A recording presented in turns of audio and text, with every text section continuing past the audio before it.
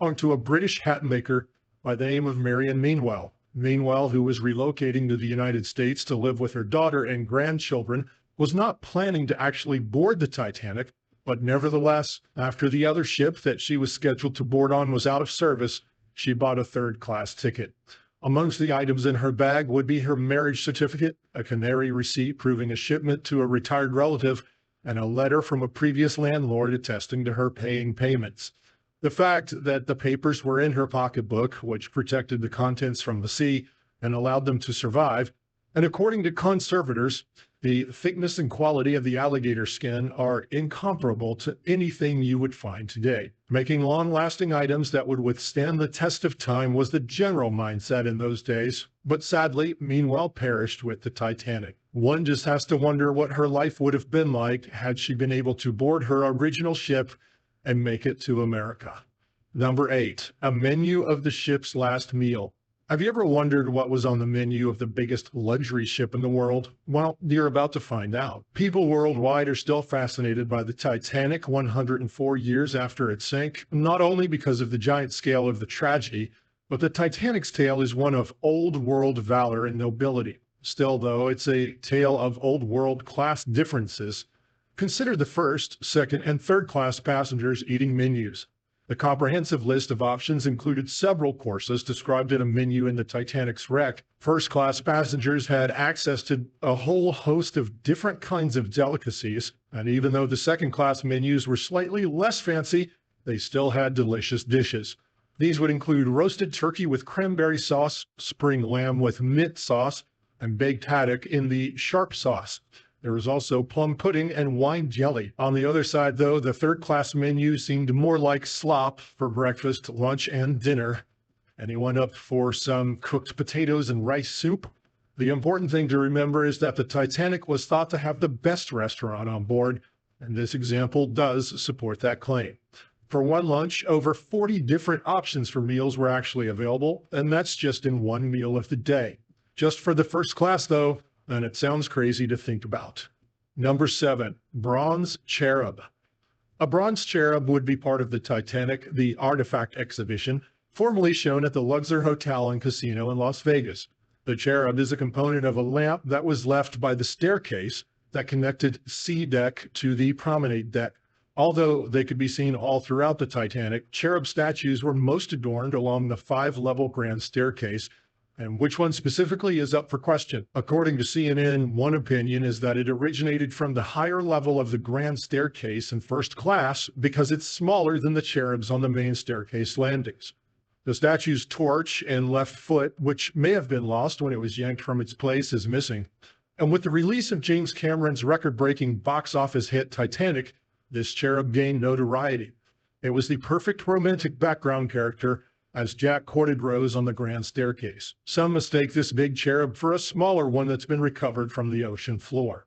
What's terrifying about this religious iconography is that it's being used as a literal center of such an enormous tragedy.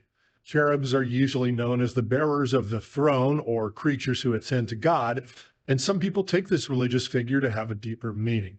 Before the Titanic had set sail, it was often claimed that not even God was capable of sinking the boat. However, some religious people saw grave blasphemy in these claims and believed that God would not let this go unpunished. Many people would even be convinced that it was actually as much human pride that was the reason behind the sinking of the Titanic as it was God's divine wrath. Was the cherub surviving all these years in the wreckage and eventually being found a religious message? Nobody can say for sure. Number 6, Titanic radio. Now, before you say anything, let me just be clear on this. The radio is a piece of the ship that has not yet been recovered. However, it still deserves an honorable mention on this list, owing to its contents and importance along with implications. Whether or not to retrieve the radio has been the focus of a very long ongoing debate. Known in 1912 as the Marconi wireless telegraph machine, this radio aboard the ship sent distress calls to nearby ships when disaster would be spotted. This would save the lives of around 700 people who could get on the lifeboats and be rescued. Supporters of the excavation would argue that it's extremely important to salvage it before it's lost forever. Underwater footage shows that the machine is covered in rust and may soon become undiscoverable if action is not taken. However, the bodies of many of the people who perished on the ship have never been recovered, and the debate is because there might still be remains of the victims down there. Lawyers have been arguing against the retrieval of the radio as the dive plan did not include the prospect of there being human remains. However, and moreover, to retrieve the radio, they would need to cut into the ship's radio compartment, and that's something that's strongly opposed by preservation advocates. It's uncertain whether the radio will ever be recovered and brought to the surface in the near future, but one thing is for sure, it will be very chilling to hear the voices of the now perished and take a peek into what went down on that fateful day. Number 5, a shoe. A man's shoe is one of the rarest to be shown of the items that were recovered from the Titanic because of its deplorable condition. At first glance, it may seem like a torn and worn out shoe, but if you look more closely, you'll uncover a lot more about it. This poorly preserved men's leather shoe only consists of the welt, top cap, and partial quarter with the insole, and looking at the man's shoe reminds you of the very real people who were involved in such a colossal disaster. It's easy to overlook the impact that the event has had on each person aboard the giant steamer, and to get lost in numbers and statistics and just the magnitude of it all. But it's equally terrifying to think about how the thousands of people felt in those long and painful moments leading up to their death and destruction of one of the world's largest structures, and it reminds us of the countless people who had hoped to begin a new life in America, but never made it to the shores of the free world to start their new way. The fragile condition of the ship just adds to the feeling of the unrelenting nature of the ocean and the gigantic waves that the giant ship fell victim to. Number 4, sheet music played by the band. The band's sheet music was miraculously retrieved from the North Atlantic. 2 pieces of music, On Mobile Bay from circa 1910, and Put Your Arms Around Me, Honey from the Broadway show Madame Cherie, have been found amongst the wreckage. The second item belongs to Howard Irwin, who was on a Friends Round the World trip, and the Titanic's inaugural voyage was to be the last leg of their journey. Irwin, on the other hand, did not make it on board. He may have been robbed just before the Titanic had sailed, but both his buddy and his goods made it on the ship.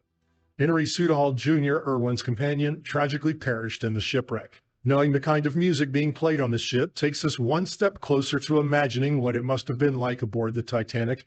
Even though the luxurious descriptions sound amazing, what follows is one of the biggest tragedies that the world has seen to date.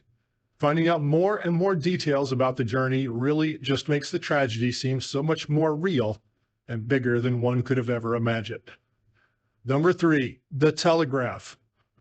Unlike the radio machine that has not yet been recovered, the engine telegraph was amongst the ship's machinery that made it back to land.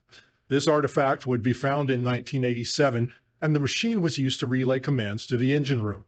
It was used to communicate with all of the crew on board and connected them to the engine room, and this telegraph was likely the device that was used to communicate between members of the crew when the iceberg was spotted and the chaos began. It's believed that this played a central role in the collision of the iceberg. However, while it's still unclear what exact orders were being given from the bridge to the engine room and vice versa, one thing that has been agreed upon is that the Titanic slowed down after the collision. This means that whatever orders were being relayed took too long to be received. The ship struck the iceberg 37 seconds after it had been spotted, and we all know what happened next. Number 2, the hat. Another one from the collection of personal belongings retrieved from the wreck is a bowler hat. This bowler hat would be recovered in 1993 and is still in surprisingly good shape, given that it was discovered surrounded by wreckage on the ocean floor. Little is known about the hat's owner, but as hats were a fairly popular male adornment of the time, any of the hundreds of men who were on board could have worn it. It's unclear who the hat belonged to, but the tragedy of all the people on the ship that night still remains the same. Number 1, keys. Numerous lives would be saved thanks to this unique set of keys. Samuel Hemming, a crew member, used them to retrieve the lifeboat lanterns that had been used to help individuals leave the ship with illumination. The lanterns were kept in a room below deck, so Hemming had to take a life-threatening danger into his own hands to get them. Hemming was saved from the sinking ship and lived the rest of his life with the 3 keys in his possession. Before being purchased by a private collector, they were passed down through the generations. And it's not only these keys that have been put up for auction. In 2016, a Titanic locker key would sell at auction for $100,000. It's amazing to see parts of the stories that we've been hearing all of our lives and have watched in the movie, but it all begins to feel too real and too close to home. Real people, more than 1,500 lives, were lost in one night. Unsuspecting visitors out at sea caught the cruel wrath of nature. That's it for today, my friends. I hope that you've enjoyed watching the video. Comment down below which artifact gave you goosebumps watching. Share it with your friends and subscribe for more videos like this one in the future.